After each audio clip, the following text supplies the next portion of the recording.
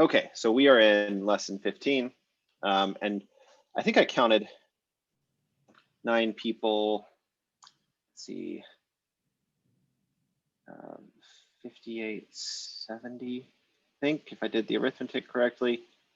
So we should have roughly 8 per person. So we'll do them in fours, and it will just, we'll end up where we end up. And the first person I have on my list is Aurelio. Would you like to start? Sure, no problem. So,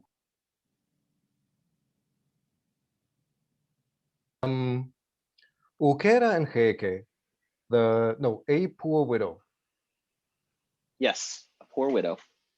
Te notch pule, so a great gate, no, the great, wrong again, this great gate.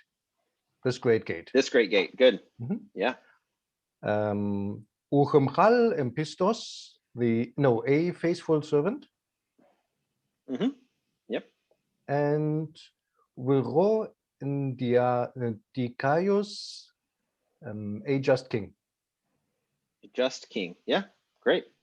Okay, thanks, Aurelio. And we'll just keep rolling right along. We can probably get through these fairly quickly because they're short phrases. I have Claudio next on my list. Okay, number 5, Peilaos en Apistos. That is, these unbelieving people. Yeah, good.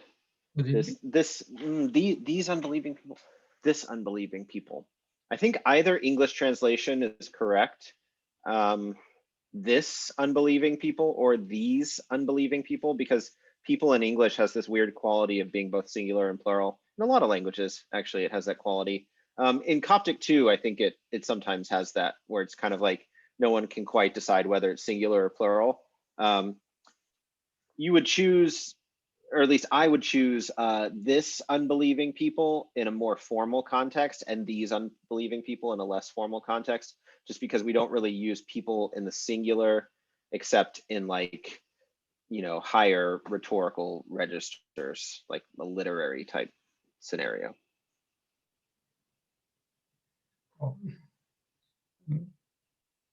and number 6. Femhal Ponera. That is a bad servant, feminine. Yeah, what's weird about ponera, that word? From Greek, poneros. It is from Greek poneros, but it's not poneros, it's ponera. Oh. Why?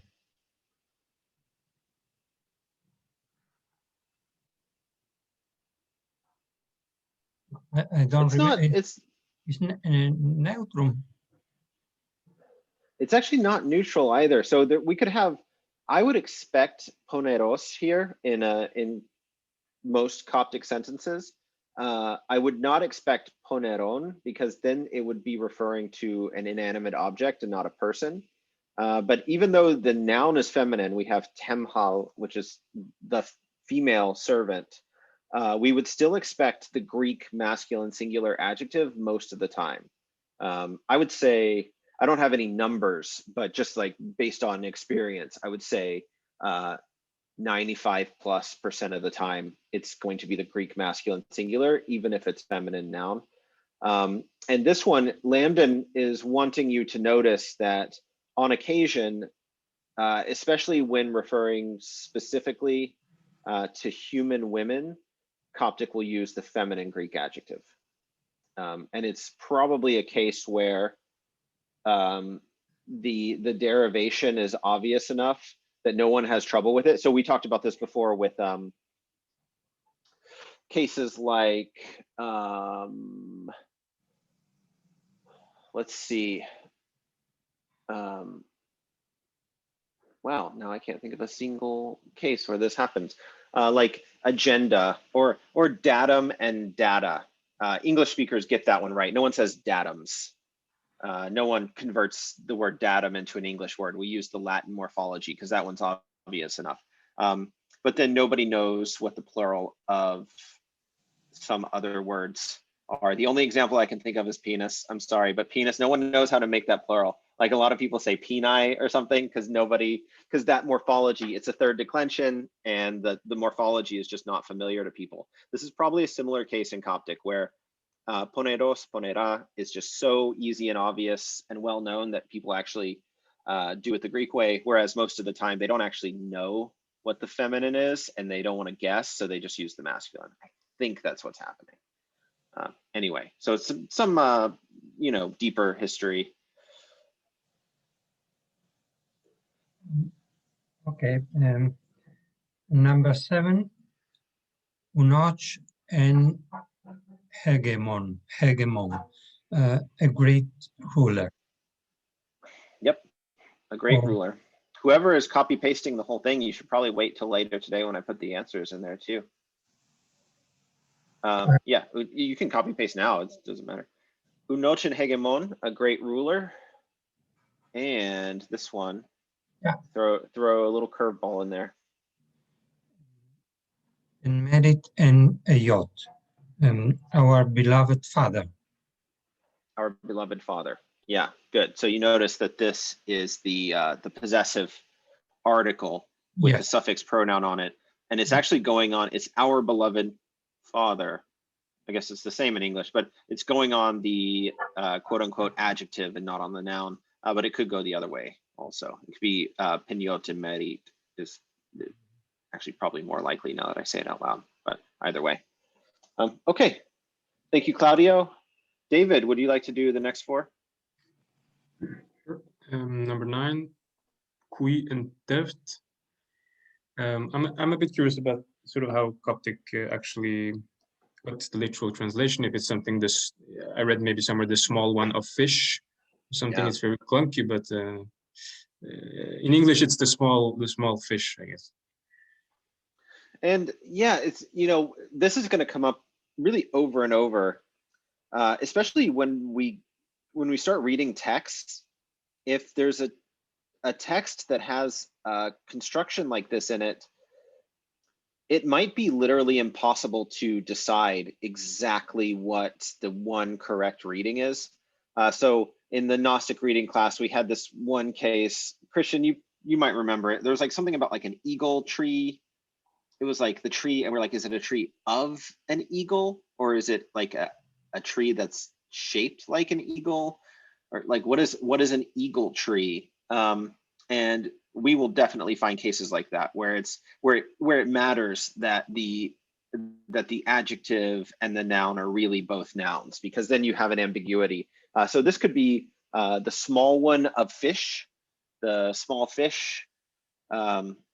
It's actually totally ambiguous, but of course, there are very few cases where you would say the small one of fish, the fishy small one, or something like that. It's, you know, like 99% of the time in normal life, you're going to say the small fish because there's going to be 2 fish there, and one of them is bigger than the other.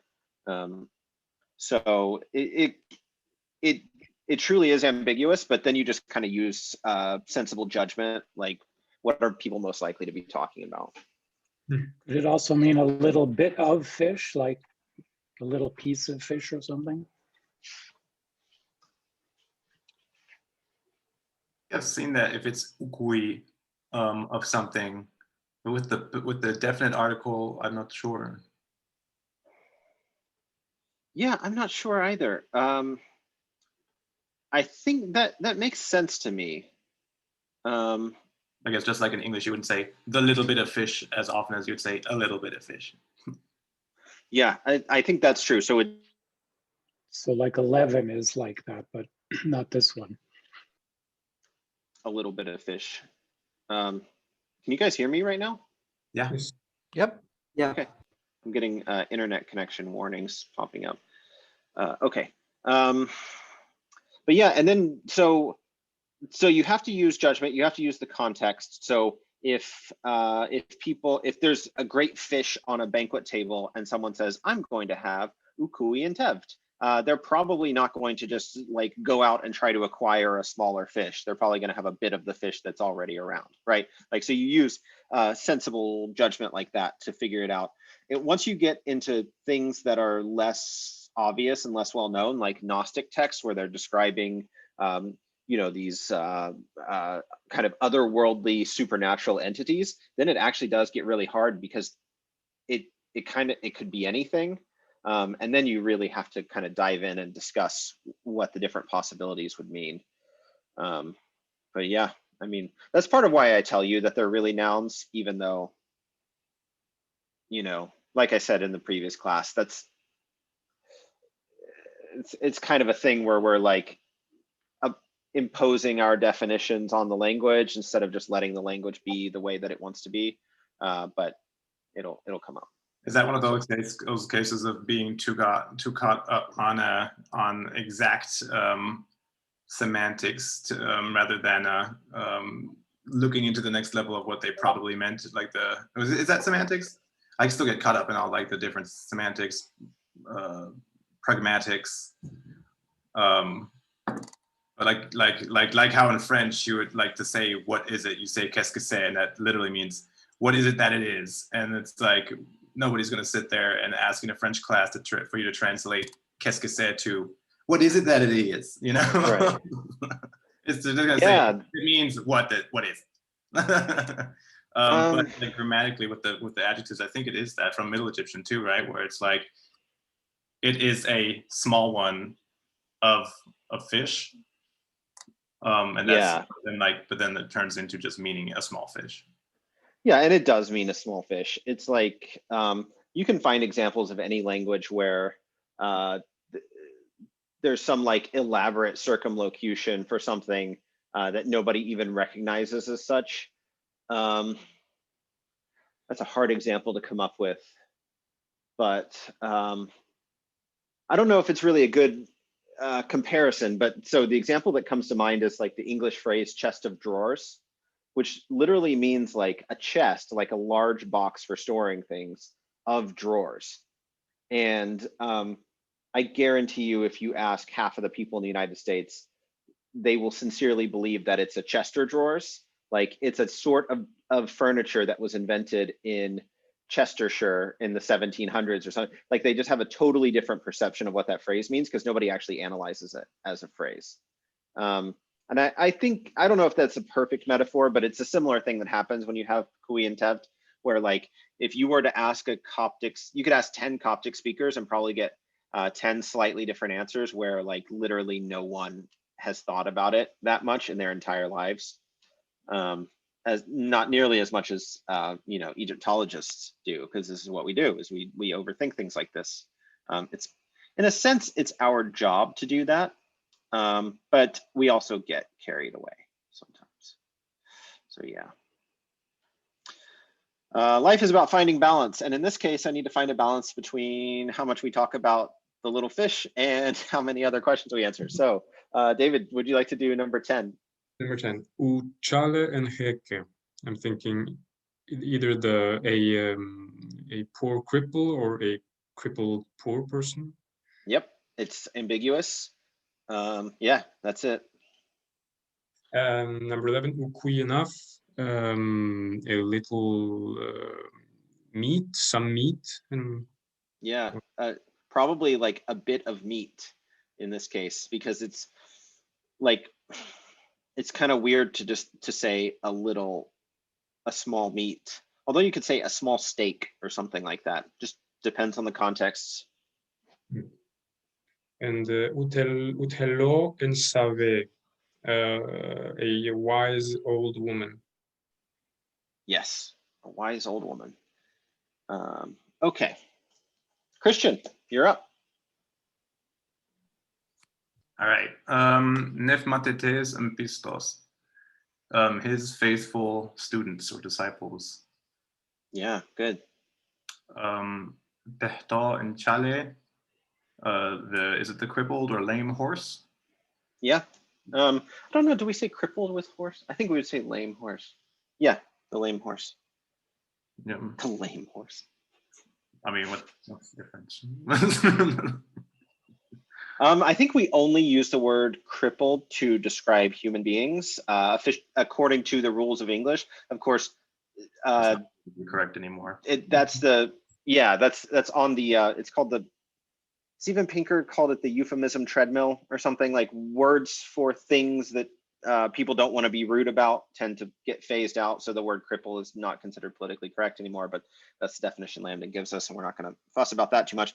But then with a horse, you would probably say lame. The poor horse can't run anymore there. Yeah, exactly. 15. Henhiome and Evian. The poor, was it, no, is it the like miserable, wretched women or something? The poor women? Close. Evian is either that the first word. I'm being picky. The women. First word that you said is wrong. Without the just women, poor women. Yeah, poor women. And because I get Evian confused with born, like bad or evil, right? That is it. Actually, it's the same word. Well, it's from the same root. I mean, it's from the same triliteral root, I think. I think so. Maybe I need to look that up. But yeah, they just have different connotations of negativity.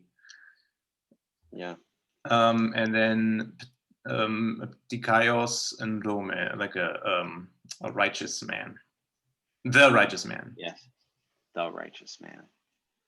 Yes. Can I ask for Heke, is that a monetary poor compared to Evian? Or Yeah, so so the root of this, I think, I need to look it up, but I think the root of this is the like B weak consonant N, so like B-Y-N root. And Heke, the root is second H-Q-R, I think, and then the final R is lost, of course. So this is related to hunger, and then this is related to like bad or evil. So this is probably like the wretched women, and this is probably like a poor, crippled person, poor, monetarily poor. Yeah. Okay, good question. Pat, do you want to take 4 of these? Yeah, sure. So 17, and Tamerit Emmau, the beloved mother. Close. Almost exactly right. Not the beloved mother. Ta.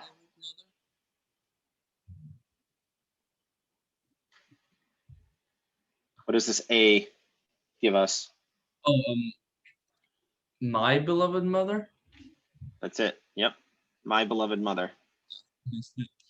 Then 18, Ukowi and Shteko, a small prison. Yeah. Or a little bit of prison. What are you gonna do tomorrow? Oh, a little bit of prison. I don't know. That's not a phrase people say. Then 19, Nechbewe and Poneron. It's these bad labors or tasks. Yeah, tasks for Bewe is good. Yeah, let's leave it at that. It can be more general. It can just be like bad things, but tasks is a good translation. Okay. And 20, and Shage and Sabe Ewe. I put the wise words. Yep. Wait. Sure what that third N was doing in front of Sabewe. Yeah, what could that be doing? Actually, I'm going to check Lambda real quick and make sure that this isn't just a typo. I thought that it was just like, no, it's like that. I thought he just put it there, but I wasn't sure why. Could it It's be the there words on of the purpose. wise? Yeah. Oh, sorry. Didn't mean to crash though. No, it's okay. So, Pat, do you see what Aurelio is suggesting? Oh, sorry, I missed what he said. The words of the wise. No, I don't. So what if you just had insabewe by itself without anything else? So it's substantivized. Yeah. It's substantivized because everything is substantivized because they're nouns. Oh, so yeah. The N is a genitive then? Well, the second one. Right. Okay. So it's literally the words of the wise ones. Yep. Yeah. Yeah, good catch. I missed that too. I just glanced at it and assumed that they're all in the same pattern. I think Lambden put that in to keep us on our toes, right? You're supposed to notice that there's a difference. In general, in real Coptic texts, the letter N is like confetti. So if I saw this in a real Coptic text, I would say that either translation has the potential to be correct because they will put in extra N's sometimes because it's just such a frequent letter that its presence or absence doesn't really add much. So it can drop in and out. It's weird. But yeah, anyway. In Demotic, it's a little dot, the N. It's super annoying actually because they leave it out half the time. Paul, do you want to do these four?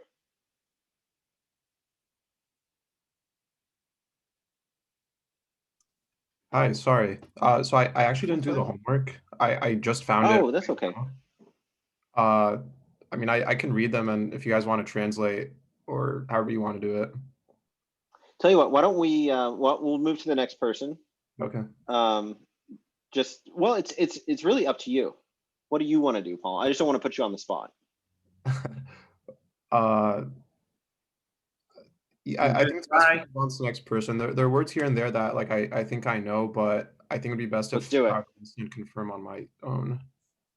Let's do it. Let's go for it. Let's see what we can do. It doesn't hurt anything. Okay. The first one, I think it says Penoch in Nomos.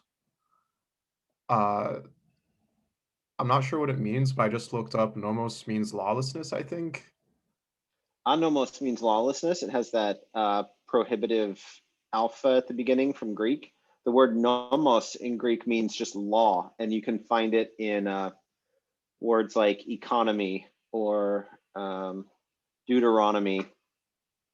Those all have that nomos, nom root in them. So this is a Greek word that means law, and noch means big or mighty or something like that.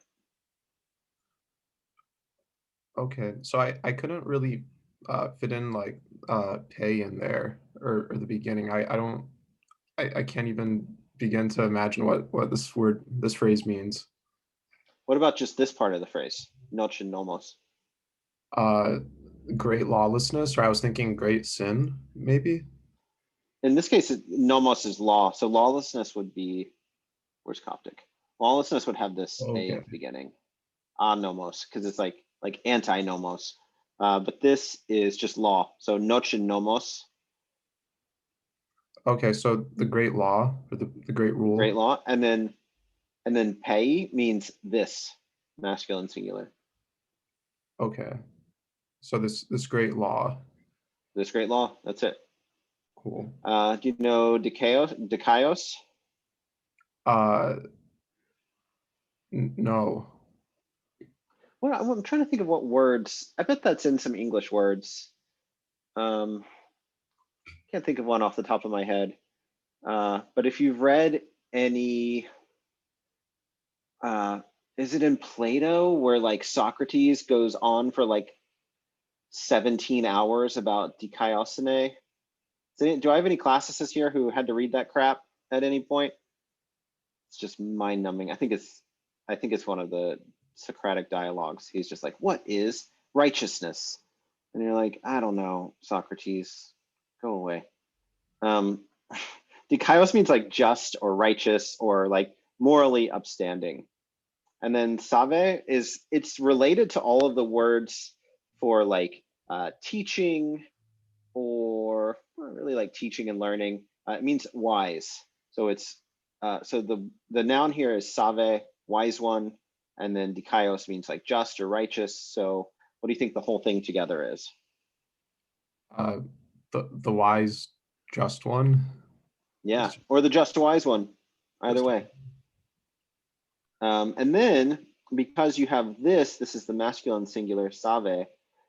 This is pretty regular morphology. It's not that common, but it happens enough in Coptic to be considered like a regular pattern. This is just the feminine of that. And Parthenos, you might have seen, it's in the name of the Parthenon. Throne. That's actually thronos. That one looks like the word throne. This is the word like young woman or virgin. So it's what Maria is called in the Coptic Bible. Cool. And It's kind of this is interesting. the Coptic had to import the word. When you say the Coptic Bible, you mean the one in the Lambden intro, like the one Coptic Bible that was found? Not specifically, no. That would be like a specific witness to the Coptic Bible. I'm using that term very loosely, Bible, and I'm just referring to like any of the assorted witnesses to the various Coptic translations of the New Testament generally. Okay. So it's a pretty it's a very imprecise use of the term on my part, but like if you read the New Testament in Saidic, you will find the word Parthenos in there, and then it generally refers to Maria. Okay, cool. Yeah, I've definitely seen that word before. So what do you think altogether? The wise mother, or the mother's wisdom, maybe. So it's young woman or virgin, really. Okay. And then, but you're on the right track. So this part, Parthenos in Save, what does that mean?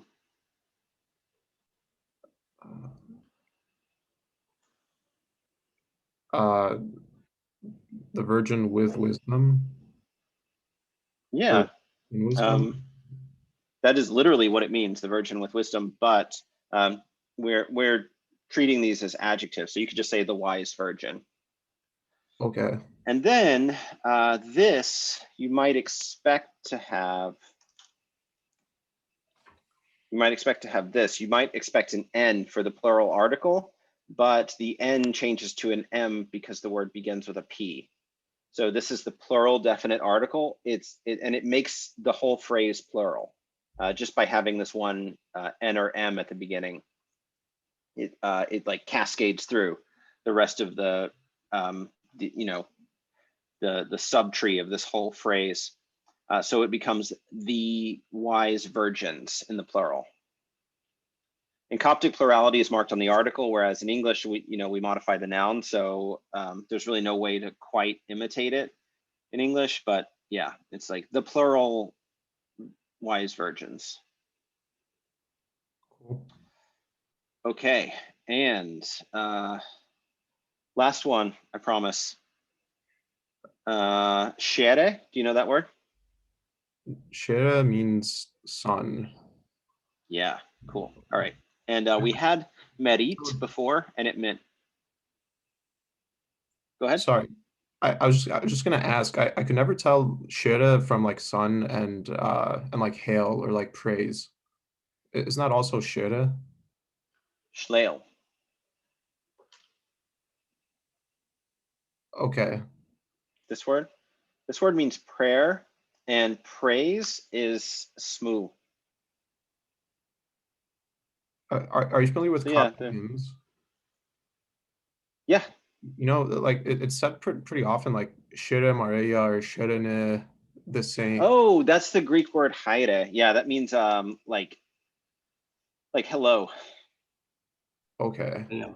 Actually different words. And then it's pronounced by Coptic speakers in liturgical settings today. It is pronounced pretty much identically to the word shere, but it's a totally different word, and it's Greek, not Coptic. Shere is authentically derived from ancient Egyptian, where haire used in like hymns is because there's like a heavily Greek influence on the development of Christianity.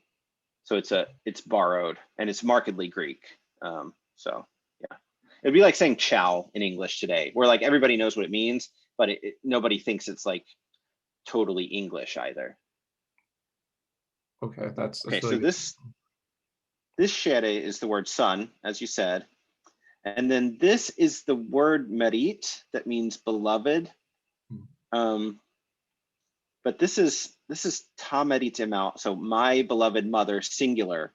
And here we have nen marate incere. So what do you think has changed here about the word beloved? Well, is it now possessive plural?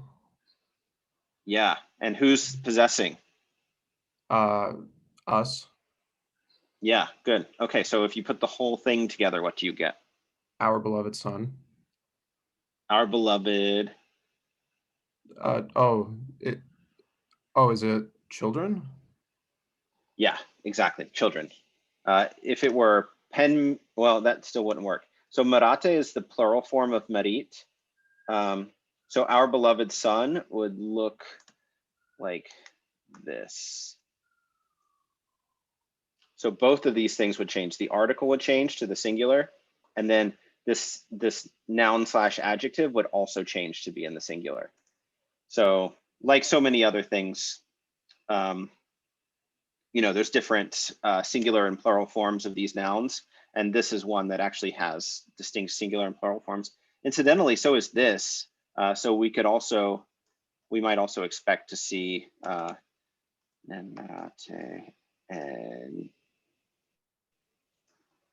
Shreyu.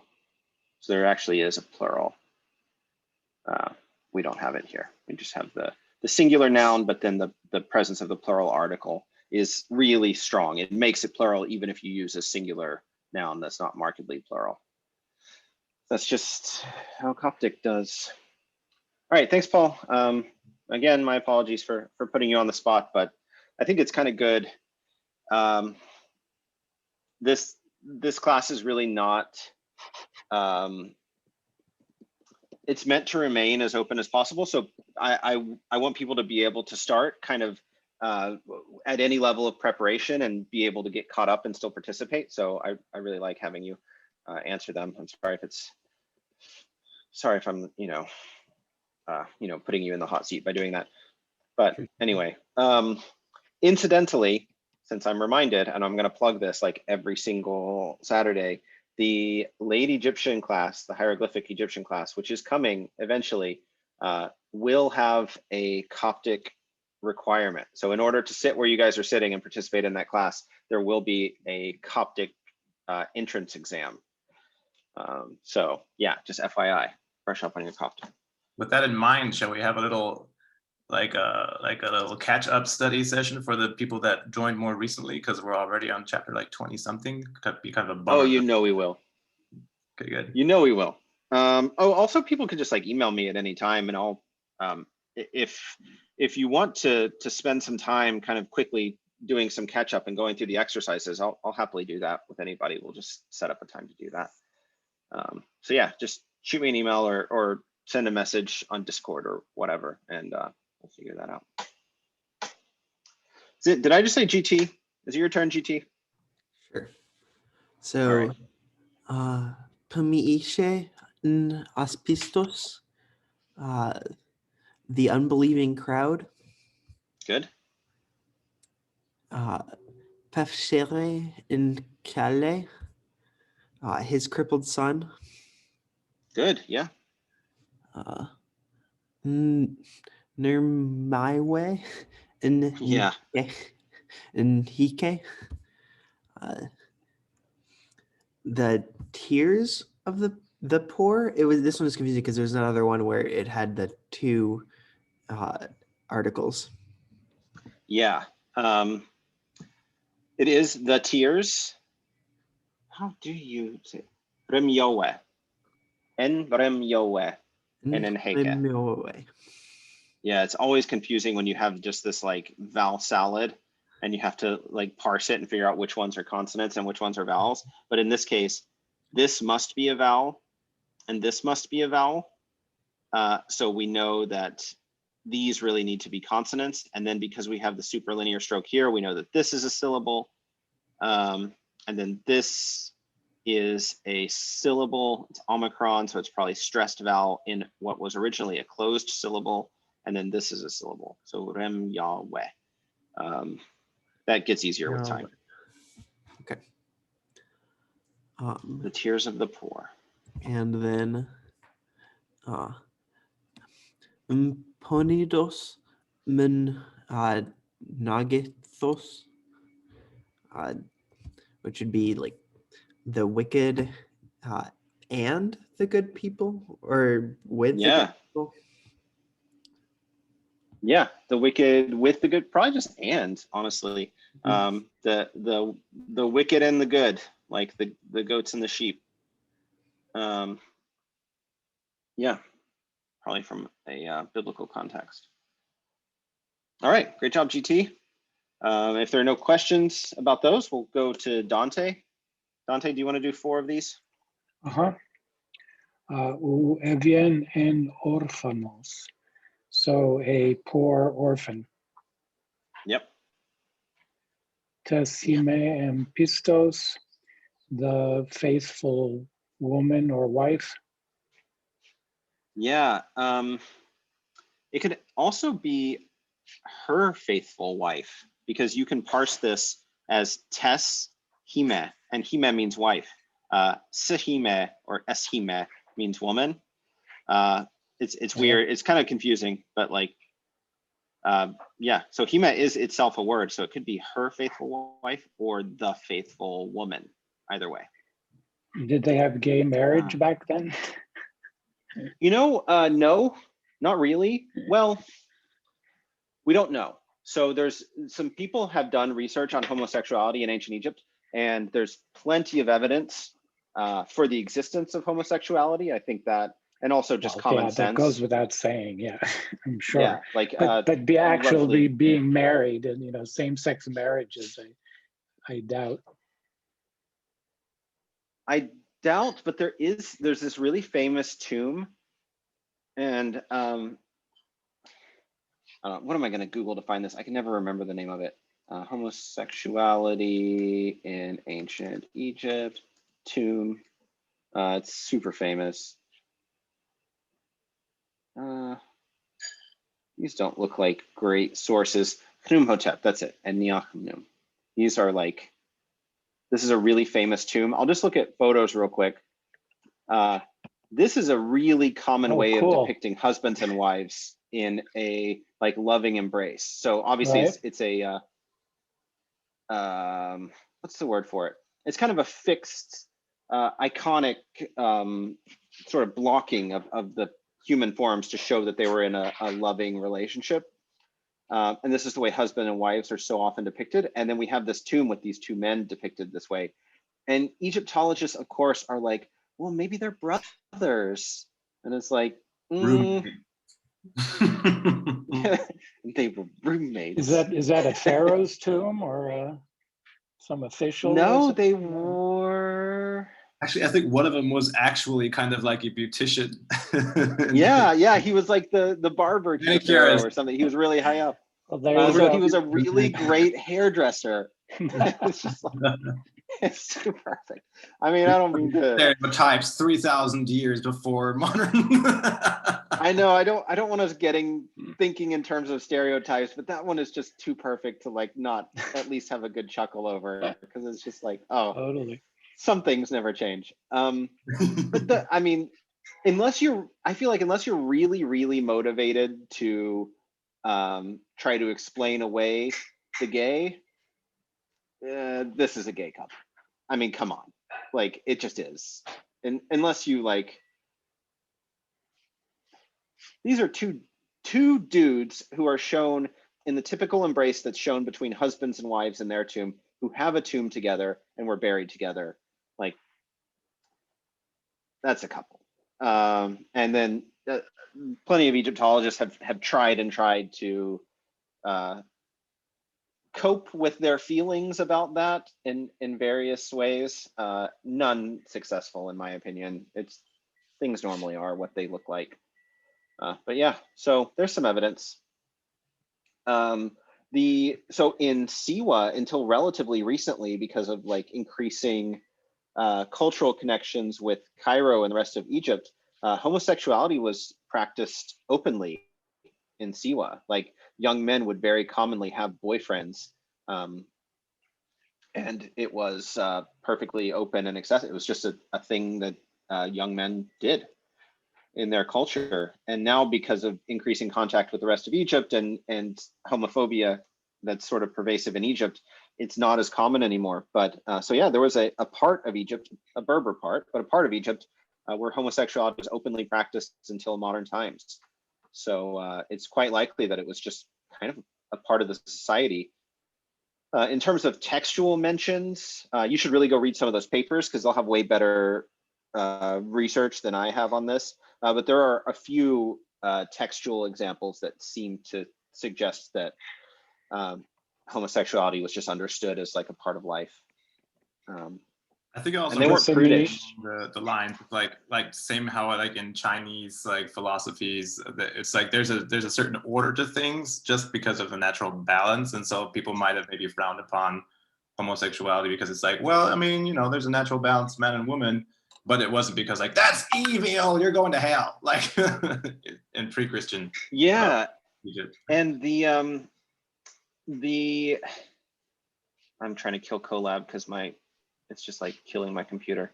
The boundary between those two things is quite fuzzy. Like a lot of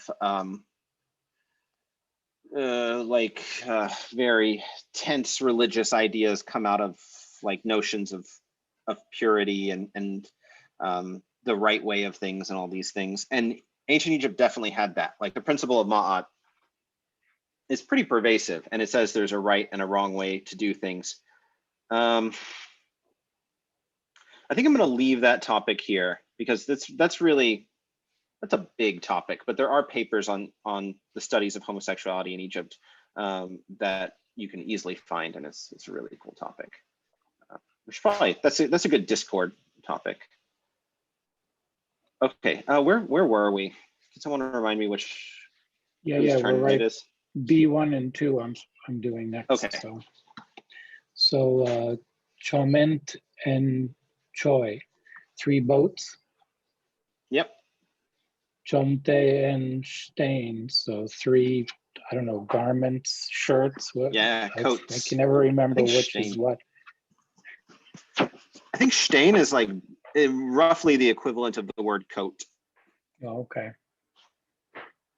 That's how I would use it anyway. I mean, people say things like cloak or like overgarment or whatever to avoid, I don't know, anachronism or what have you, but I would probably just say coat.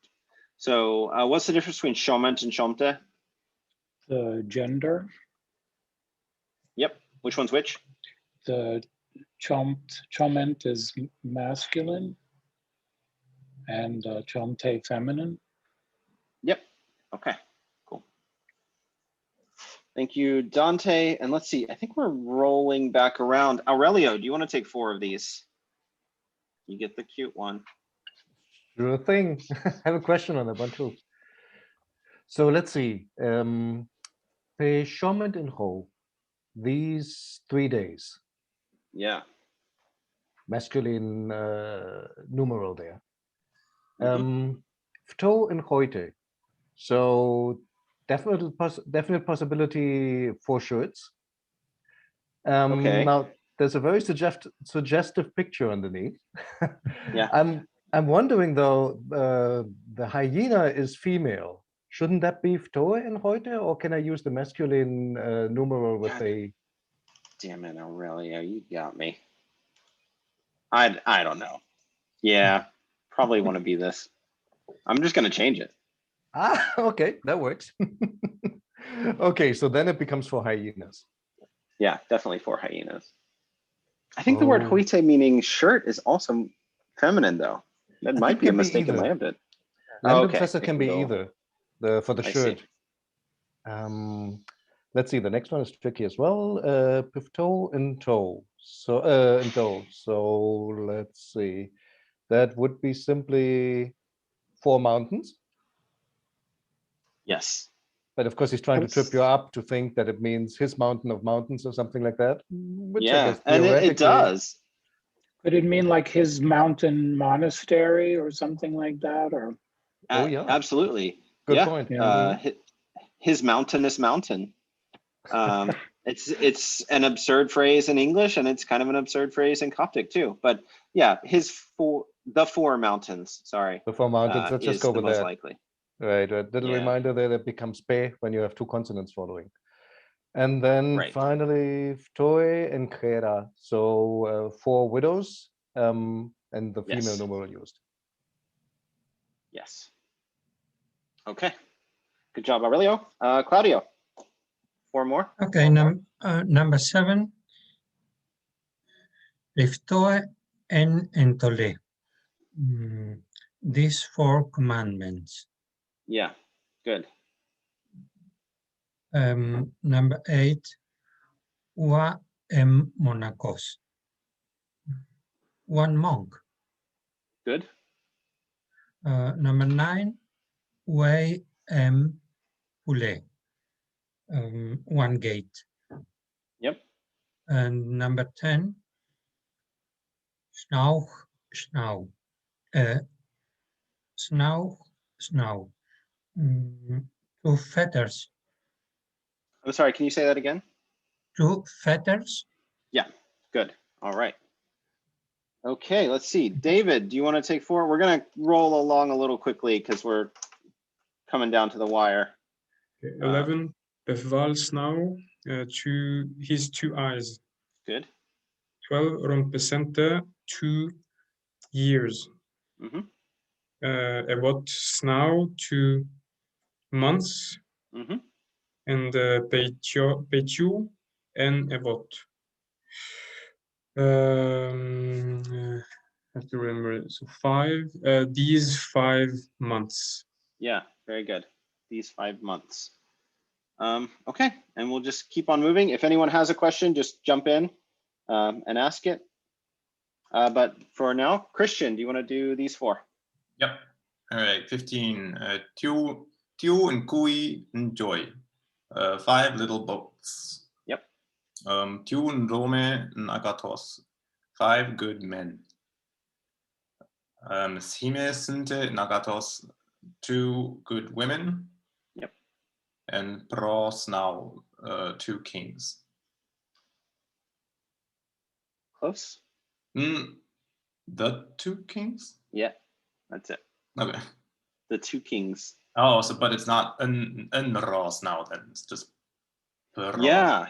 Okay. Yeah, that's worth pointing out. So the noun really does stay totally in the singular and even uses a singular article. And we have kind of a similar thing, like this 5 of month, these 5 months. Yeah, the way that Coptic and English handle singularity and plurality in these compounds is really quite different. So you have to get used to the Coptic way. But in general, in the Coptic way, you just leave things singular. So it's not that tough if you're trying to compose something. Pat, you want to do 4 of these? Yeah, sure. So entak po teipolis tenau. When did you reach the city? Yeah. Then number 2, Aukot and Ukowi and Polis and Mao. A small city was built there. Good. Why do you say a small city was built there? Because there's the third person plural, Aukot. Yeah. And So how they- else might you? Well, they built a city. They built a small city there. Yeah, exactly. The number 3, Anowo, Emau, and Ftoe and Rompe. We lived there for 4 years. Good. And number 4, Entarti Nemaf et Beu. Why did you fight with him? Yeah, literally? Why? I'm not sure about why did you give? No, I'm not sure about literally. Yeah, you had it correct. Why did you give with him? Oh. Yeah, that's the idiom. To give with is to fight. Yeah, not much I can say about that. It always reminds me of that, like, giving him the business meme. There's like this meme like 10 years ago where like a football referee was like trying to describe a personal foul, but on the spot, he was like, the flag on the play, he was giving him the business. That was like what he came up with to say like fighting, and it always reminds me of that. Go find it, it's cute. Anyway, was that Pat?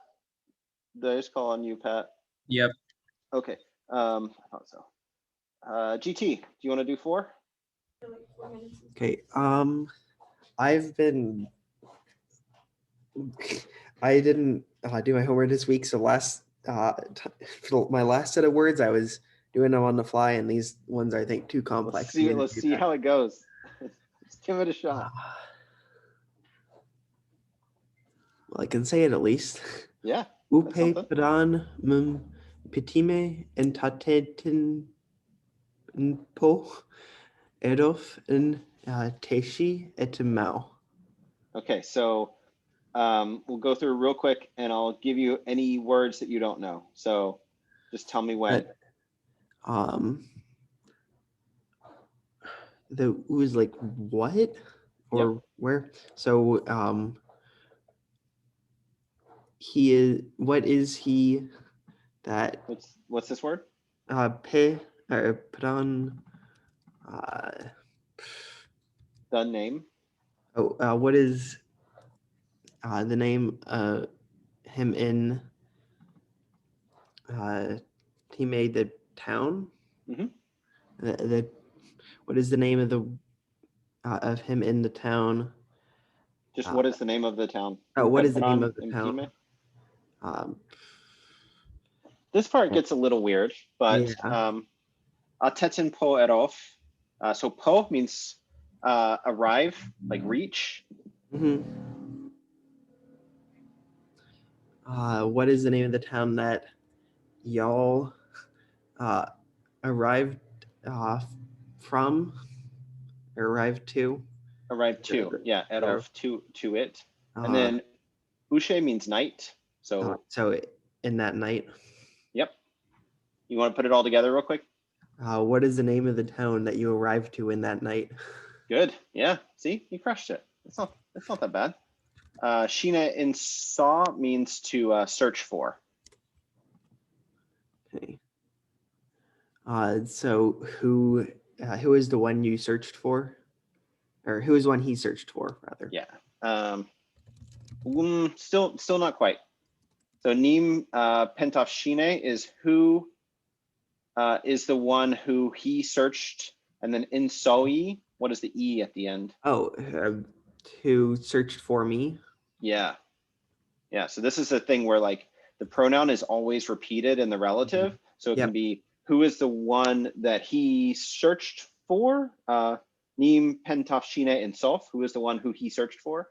Or like Nim Pentov Shine in Soi, who is the one who searched for me? Yeah. That gets easy. So like I've read enough Coptic now that when I read that sentence, it doesn't even, it just like automatically computes for me just from having seen it so many times. But the first few times you see it, you'll have to like take some time and be like, wait a minute, okay, what is the name going with? Obviously it's not going with me because I know who I am, so it must be going with he, and then you kind of put it together. Yep.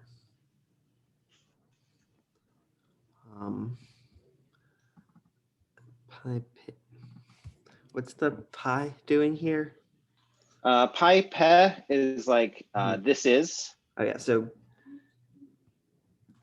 this is the something of the beloved Voice. sons. Oh, this is the voice of the beloved son. Yeah, Hro is a little weird for voice. I would really want sme, but Hro is like loud voice or like shouting or something. Okay. This is the voice of our beloved son. And then this last one is I took the something silver. EVA means The wretched. Poor. Oh yeah, the poor something. The wretched something. Yeah, this one's a little tricky. So D in this case, it's not G, it's D, meaning give. So I gave. Oh. And then this is the direct object. So I gave the money. And then in this case, you actually have two N's in here. So it makes it like a prepositional phrase. Oh, sorry. I gave the money to the wretched. Yeah. I gave the money to the wretched. All right, thank you, GT. Sorry for putting you on the spot, but it worked out really nicely where Dante gets the last 4 and it comes out evenly. So, you know, no choice. Piuosh shache men perchale et emau. So I did not want to speak with that crippled person. That's correct. Yeah. Upe pshi entaf po erof enchi pehelo and dikaios. So what is the measure which he reached it, subject, this just monk? I'm not sure what kind of English sentence would would be made out of that. What is the measure to which this just monk reached? But that doesn't really, I'm not sure if that's English. I don't know either. Like maybe like distance, but then it's like, I thought it meant like the measure of his attainment or something, maybe. Yeah, as it a could just be. monk, you know, like how exalted is he or something like that as a just monk. I don't know, whatever. Yeah, definitely And could be. It's ambiguous. yeah. And tak no chu evolton. So like, where did you throw them away? Yep. That's it. Where did you throw them away? I cho em paut me en urompe. So we stayed in their village for a year. Very, very close. It's not we stayed. Oh, I stayed. Sorry. I stayed. Yeah. Yeah. I stayed in their village for 1 year. A year, yeah, 1 year. And then this is A year. demonstrating. Yeah. Yeah, literally a year, not 1 year, but pretty close. And this is just demonstrating the way that you express like duration of time in Coptic, which is always, you know, different languages do that in kind of wildly different ways. So it's convenient if you're a native English speaker that it literally says for 1 year. Some other languages that wouldn't work out quite so nicely. Thank you very much, Dante. The last thing we're going to do is look at lesson 16, which is basically just a few new vocabulary things. There are these words like ashinhe, what sort, ashimine, also what sort. And then the one gets in here, or lao, so something or nothing. And then there's also, I noticed the numbers from 6 to 10. So I didn't actually notice in the last chapter, but we only got the numbers from 1 to 5, I guess. So here's the numbers from 6 to 10. They work like you think they would. And there's a bunch of exercises, and they'll go up on the exercise sheet later on today. And yeah, and that's it. Does anyone have any questions before we go? You are all invited to come to the next Zoom for the Allen Coptic Dialects class, which is starting whenever I shut up. So yeah, come join us there. You don't actually have to answer questions. You can just hang out and listen. Yeah. Okay. Have a good weekend. there. See you momentarily. Thank you.